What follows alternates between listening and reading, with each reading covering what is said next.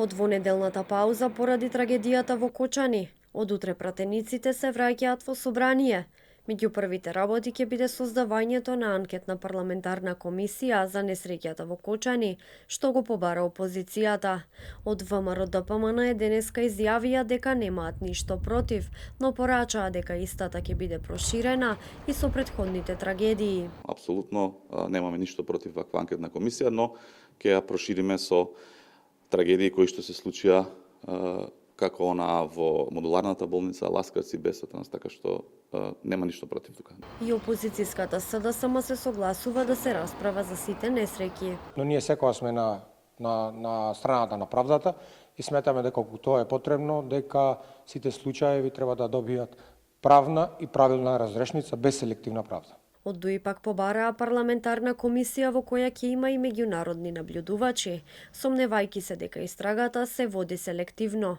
Денеска оттаму ги повикаа владата и Министерството за внатрешни работи да дадат одговори за работењето на Агенцијата за обезбедување Рубикон, која го обезбедувала ноќниот клуб. Оваа агенција, блиска до владеачката партија, била одговорна за безбедноста на кабарето во Кочани во ноќта кога се случи трагедијата што озеде 59 невини животи. Затоа, владата има обврска да му даде на јавноста јасни одговори. Кои се другите клиенти на Рубикон?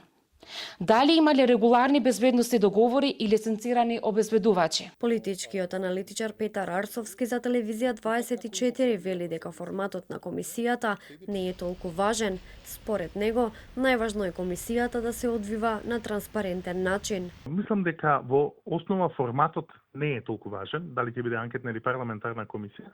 Важно е да учествуваат што е можно повеќе партии и да се одвива на транспарентен и отчетен начин, бидејќи мислам дека ниту една политичка елита не треба да стравува од тоа да се дознае што е можно повеќе за трагедијата во Кочани.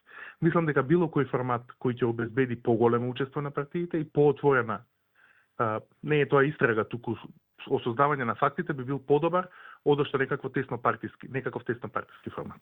Инаку одлуката на собранието да не заседава веднаш беше по истекот на 7 дена жалост за трагедијата во Кочани.